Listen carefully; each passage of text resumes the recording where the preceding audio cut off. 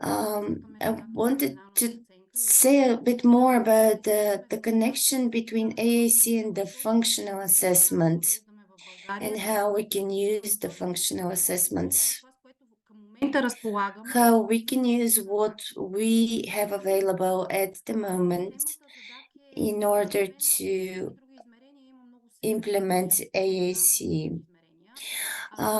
There are ethical considerations as well. In all the years, what I've noticed is that the difficulties are not about working with the children, but they come from the prejudices, the attitudes of society, parents, to use against using any AAC tools, because many people believe that we, the ones who are able, who can speak, have the right to make decisions for everybody. And that it is a general opinion that AAC is something for experts to apply, for professionals, that it's very expensive. This is a quote that I like very much. It's from an IBM training manual from 1991. It says that for people without disabilities, technologies make things easier, but for people with disorders, they make things possible.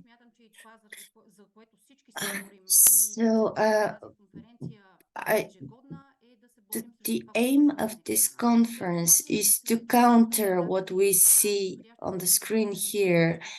What I mean is deciding that the child does not need AAC because it's not suitable for them. It's the same as silencing a speaking child. When speaking children are restricted, though, they're very sensitive. And,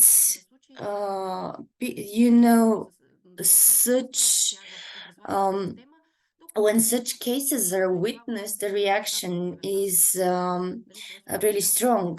Whereas when a nonverbal child is restricted in some way, that there isn't such a visible reaction.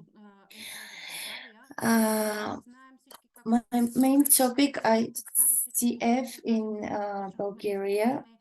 As you already heard, we started using ICF in Bulgaria for the needs of inclusive education and the full functional assessment. That's the basis for our support plans.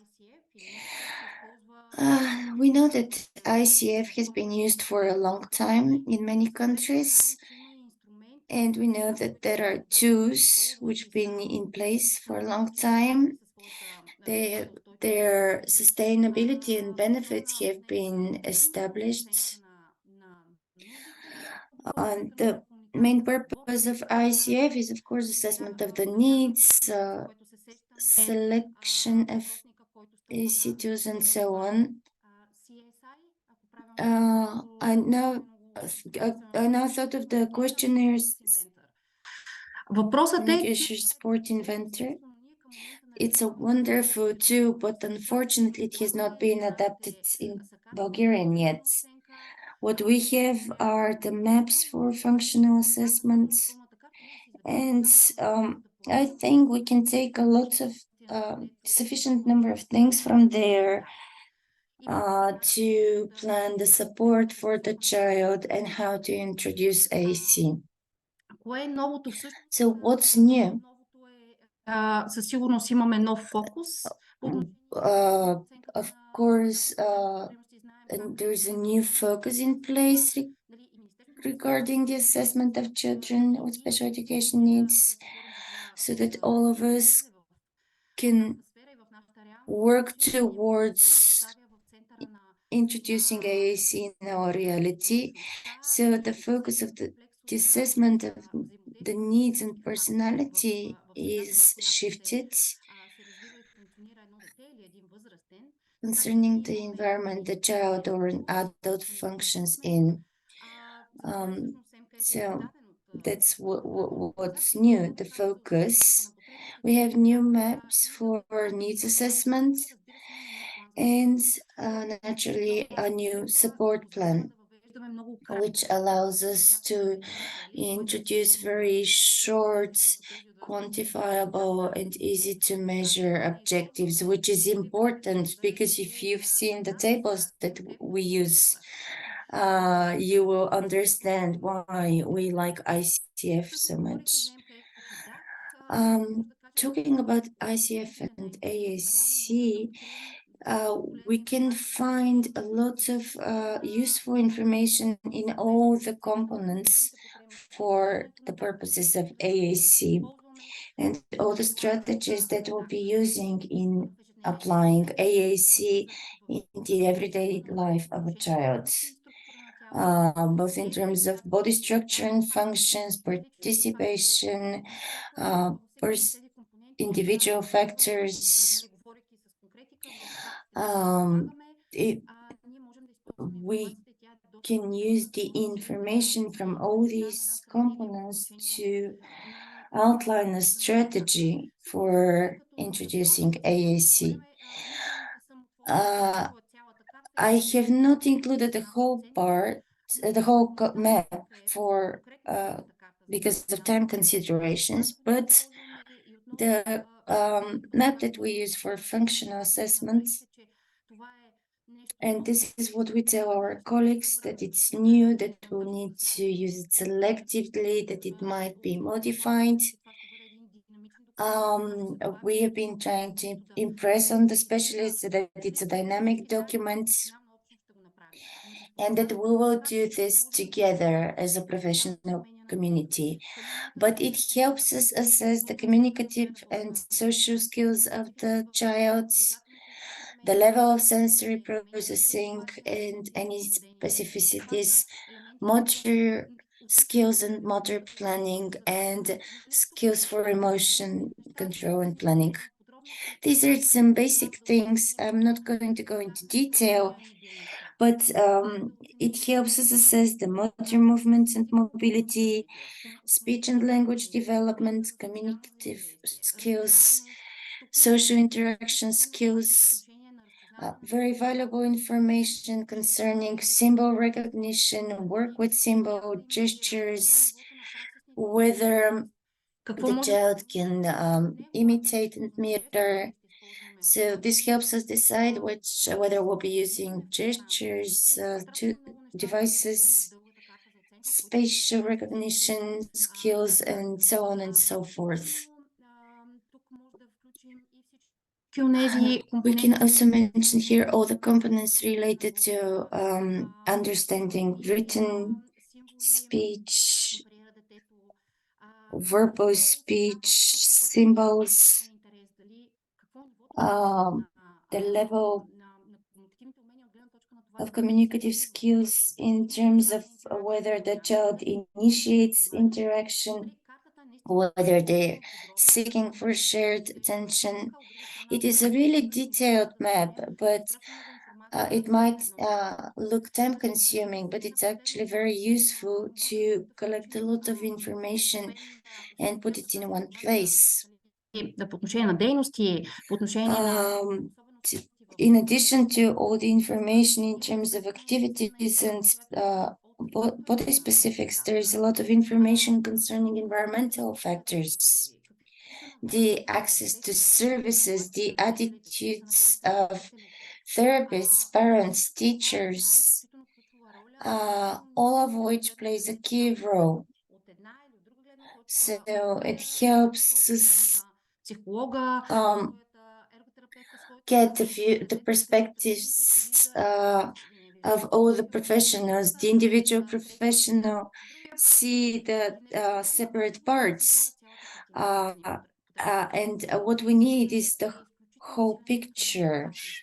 And this is where ICF comes in and can help, even though we don't have a specialized questionnaire yet.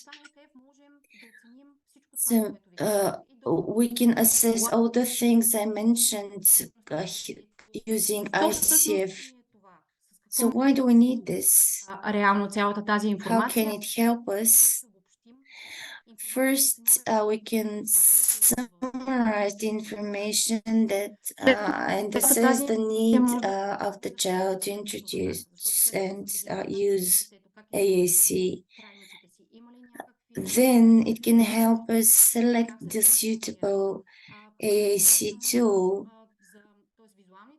After I've witnessed skills and all aspects of the child, the attitudes and all the rest can help us outline a plan and integrate it in the support plan to introduce AAC and select strategies to apply. And of course, we can assess the progress and update the objectives and the plan based on how the needs and the skills of the child are changing.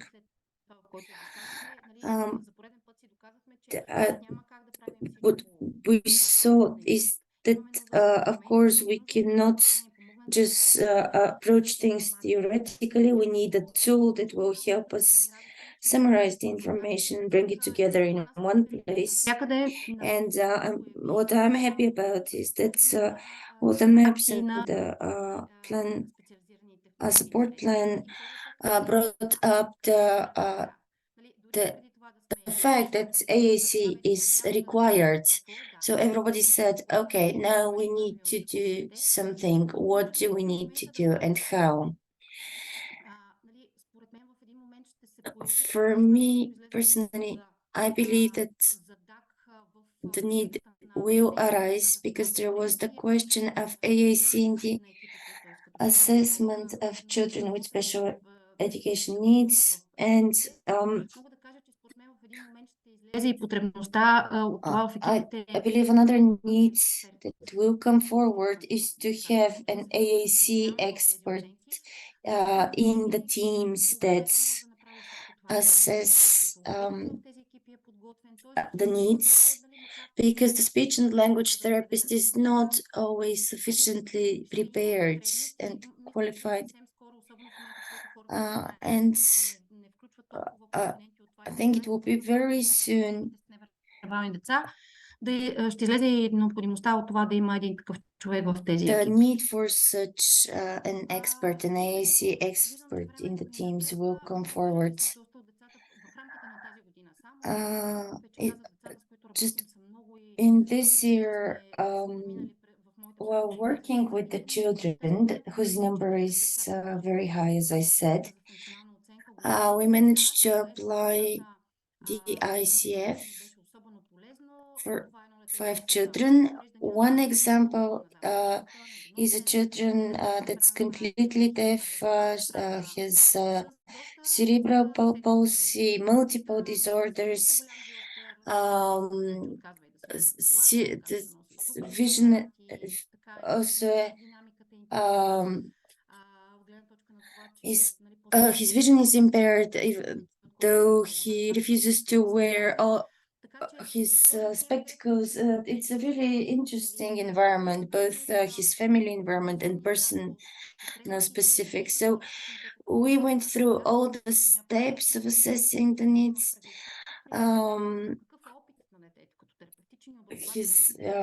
the environment and everything else, and the experience.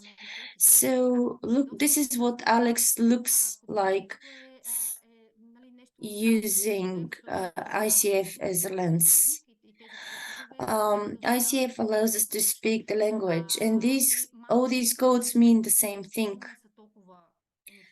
It is very few of the tools that we use that can enable us to do this. So here we've got the whole information that we need about Alex. So you see a lot of 3s and 4s, which my colleagues know means that these are difficulties for the child, and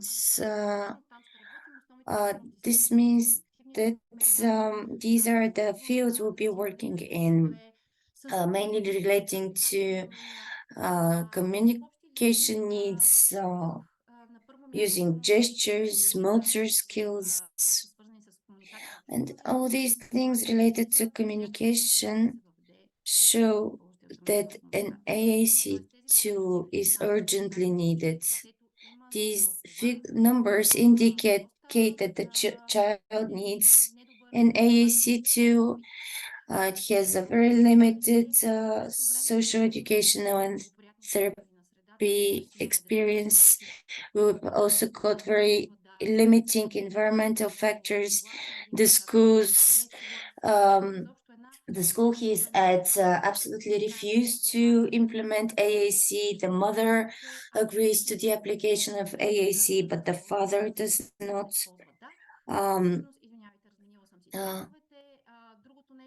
And what I would like to conclude with is that one of the most important things after realizing that we do not have the right to silence anybody. The next thing is to understand that AAC is not a toy. You cannot punish a child by taking it away. We need to encourage children to get to know it, and to use it. My presentation last year was quite bleak. I talked about the child where it took 3 years to get the child to use AAC. Така че благодаря ви за вниманието. Ако имаме So thank you for your attention. I'd just like to play you a video because this is a really charming person. Many places didn't want to have him, but he's one of our favorite. What do you want? I want you to spin me around. 3, 4, 5. При нас конкретно като начин. 1, 2, 3, 4, 5. Благодаря ви много за вниманието. Надявам се.